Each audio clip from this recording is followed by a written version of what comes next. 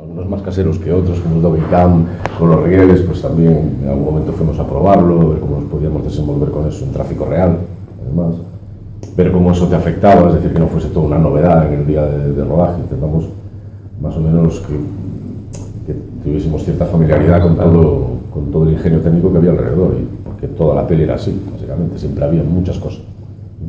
Era raro los planos en los que el coche estaba limpio. Eso era, bueno, pásate por ahí, vamos a hacer un general y estábamos a 400 metros y tal. Eso era como que, joder, normalmente siempre había o alguien dentro del coche agazapado, o una maquinaria por allí dando vueltas, o miles de cables, o un montón de peñas y alrededor, o cámaras ancladas por fuera. En algunos momentos 2 cámaras, con lo cual ya la visión era bastante reducida.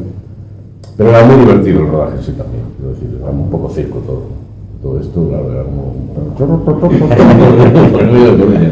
Creo que es interesante porque te lleva hacia un análisis profundo de cuánto de maquiavélica es la maquinaria, de cómo está montada, como para llegar a colocar a la gente en las situaciones en las que la colocan, ¿no?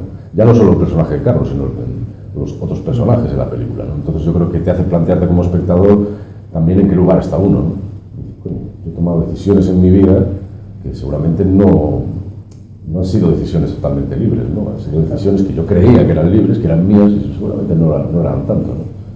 Creo que eso es lo más interesante de la peli. Yo, a mi personaje, claro, le he tenido que defender, entonces uno siempre se coloca de su lado, siempre, bueno, este tipo, la maquinaria es tan precisa que en ese momento justo de la acción es cuando él empieza a darse cuenta de todo lo que ha hecho, hasta dónde ha llegado a traspasar, digamos, las líneas rojas, ¿no? Pero eso no lo justifica de todos modos. Quiero decir que yo creo que todo el mundo en un momento dado puede decidir, ¿no? Si hace las cosas o no las hace. Lo que pasa es que las circunstancias, bueno, no siempre son las ideales para tomar esas decisiones. Pero creo que el ejercicio más interesante, porque el caso está en el otro lugar, ¿no? Quiero decir, joder, ¿en qué mundo estamos? Porque es mucho más perverso de lo que uno se puede plantear en un principio. Lo que pasa es que es muy fácil justificarse, ¿no? Es muy fácil decir, bueno, es que ya tampoco me quedaba otra, ¿no? Cuando ves a un tipo como Carlos dices, bueno, me quedaba otra, depende dónde lo mires, ¿no? Y quizá en un personaje como Carlos es más fácil incluso verlo, porque es un tipo muy ambicioso profesionalmente, ¿no? Y te das cuenta de todo lo que ha dejado atrás, y te das cuenta de todo lo que está recuperando in extremis en ese momento, ¿no? Pudiendo perderlo todo también, pero bueno, tengo una hija maravillosa, un hijo maravilloso, una esposa maravillosa, y me parece que... Pues mira, Luis, una reflexión que antes comentaba con Dani, pero me interesa también sobre todo tu visión como actor, que estamos hablando de películas de género, ¿no? Género de acción, y a mí me da la impresión, ya son muchas películas vistas, que se es muy injusto también el público, o de alguna manera infravalora mucho estas películas de acción por vosotros también, porque aparte de la acción que se desarrolla, de que te entretiene una película, parece que la gente no acaba, o sea, se queda con eso, pero las películas, al final, esta película está llena de muchas cosas, cargas sentimentales, niños que lo pasan mal, parece como que eso, se quedan vacío, ¿no? De eso, en general, hablo de las películas de acción. Yo no sé si tú también compartes esta reflexión, o cómo te puede afectar a ti como actor, porque claro, sí, está lo que pasa es que yo creo que también estamos muy acostumbrados a ver un cine de acción que es mucho más vacuo, si quieres, que el desconocido, yo creo. Yo creo que sí. En general el cine que llega de Estados Unidos, antes el thriller de Estados Unidos era otra cosa. El cine de los años 70, claro, si hablas de directores como Sidney Lumet, ya estamos hablando de otra profundidad, pero si hablamos de Michael Bay, pues ya no se mete mucho en berenjenales este tipo.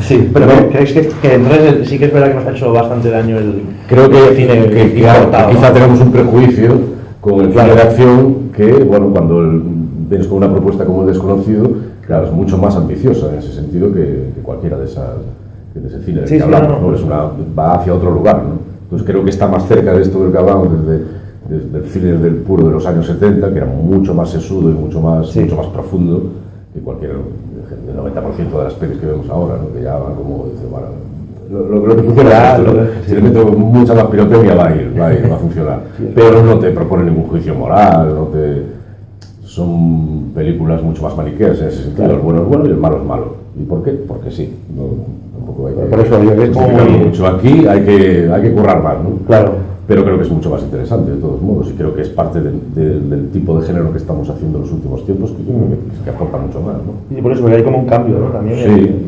este género. Y aporta mucho más y exige actualmente mucho más, claro, también, porque yo creo que en ninguna película me había exigido un nivel tan extremo de emoción como El desconocido, sinceramente. Y es una... Mira, con Dani ha sido una sensación muy placentera todo el rato. O sea, descubrir que estás rodando con un tipo que tiene tal dominio del género, de las convenciones de género, que tiene un dominio del lenguaje, tiene muchas horas de vuelo. El tipo, es que claro, el concepto de director novel... No, yo como director, no como profesional. Es puramente conceptual, porque algo realmente lleva mucho rodado. Claro, sí. Y ha hecho ficción para televisión, ha hecho mucho corto, y luego también se ha dedicado a la promo, a montar promos en televisión, con lo cual es un tipo que tiene la idea del montaje, el montador Jorge Coira, que también es un súper amigo, también es un hombre que viene también de ese mundo. Entonces son tipos que tienen muy claro el tipo de cine que estaban haciendo. Y eso transmite muchísima seguridad, porque es muy difícil meterte en un proyecto de esta envergadura con alguien que esté haciendo como que le gusta ese tipo de cine, pero igual no es tan así, ¿no? Pero en el caso de Dani yo sabía que era así, y aparte durante todo el proceso inicial antes de rodar la película compartimos muchísimas horas viendo pelis, hablando de pelis, y uno se da cuenta de los que aman, digamos, el mundo en el que se están desenvolviendo, y de que controla perfectamente de qué está hablando todo el rato, ¿no? Entonces a mí... Se nota en pantalla, sí, se nota muchísimo. A mí me dio muchísima tranquilidad todo eso. Es decir, bueno, nosotros nos ocupábamos de lo nuestro, él estuvo muy atento, digamos, a lo que concernía a los actores, al nivel de emoción, de tensión que tenía que estar todo el rato, pero al mismo tiempo te transmitía la tranquilidad de decir, lo técnico, no te preocupes, que esto ya estamos nosotros aquí fuera, ¿no? Nosotros a lo vuestro, ¿no? ¿Y con ellos? ¿Con ellos? Y con la cría fue un descubrimiento brutal, con los dos, porque Marco además se tuvo que comer una cosa muy difícil para un chaval de 9 años, estar muchas horas metido dentro de un coche, con ganas de jugar al fútbol todo el rato y siendo un profesional de principio a fin, ¿no? Lo que pasa es que con Pablo es verdad que teníamos un arco de relación entre los dos personajes que era muy, muy especial. Y eso, bueno, se consigue a base de convivencia, de que sea lo más armónica posible. Lo vivimos de una manera muy bonita, de alguna manera también estás asistiendo al bautismo cinematográfico de una persona, de una persona que ves claramente que es actriz y que lo va a ser, y que es muy, muy buena. No sé, hay un feedback muy, muy interesante para un actor que lleve años trabajando en esto, ¿no? Como sería yo, porque hay algo en los actores profesionales, digamos, hay una lucha constante contra los automatismos, contra los vicios, contra las cosas que puedes pillar, y cuando tienes enfrente a gente que es total en ese sentido, es que lo único que puedes hacer es estar atento, de ver, porque dices, coño, es cierto, sí, no hacen ni una sola pausa, porque claro, no se hacen pausas, en la vida no hay pausas, y nosotros siempre queremos dar intensidad a todo, ¿no? Sí, hombre, yo creo que por lo menos es un alivio para el público. O sea, yo entiendo, por ejemplo, Fenómenos, que además coproducía. Fenómenos, pues sí, es una película dura, y yo entiendo que el público, en un momento dado, le dé pereza, tío, entrar a ver una película que le está recordando lo que le pasa en su casa y lo que va a tener en su casa cuando vuelva al cine, ¿no? O sea, y como productor, evidentemente, es mejor que la película fuese más gente y que funcionase mejor, porque también uno lo hace con esa ilusión, con retratar un contexto social que es jodido, pero también entiendo que el público es libre, tío, el público tiene que decidir su propio entretenimiento y tiene que decidir si le apetece ver que le recuerde su vida o no. Y en ese sentido, bueno, el thriller creo que da un cierto alivio al espectador. Es decir, te lo estoy contando, te cuento algo que ha pasado, algo que sigue pasando y que seguramente volverá a pasar.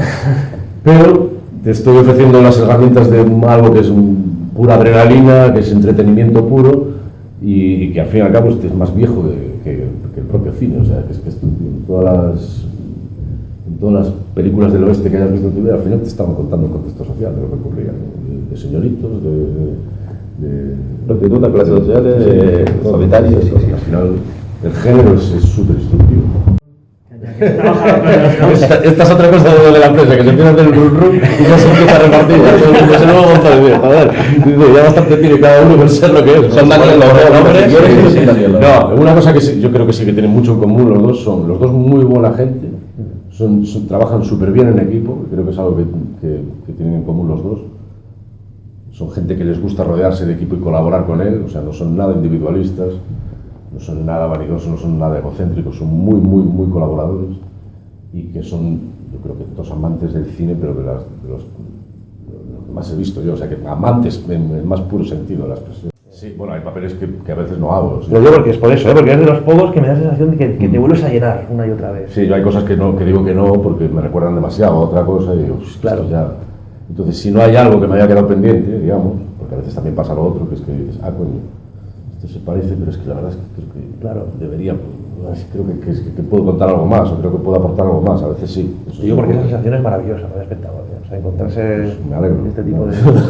No, también es que hay algo, cuando uno trabaja, hay una especie como de vergüenza de no darlo todo, por lo menos que no te puedan decir que has estado a full, ¿no? Pues a mí, si el día de rodaje no ha sido así como que lo he puesto todo, ya la sensación es rara siempre, es como que te vuelves.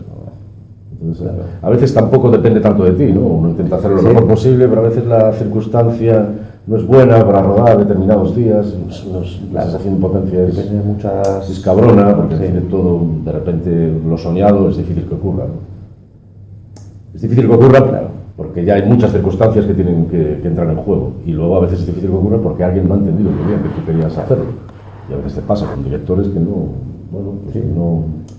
agarran bien el testigo y no tiran de ti hacia donde tú quieres que tiren, ¿no?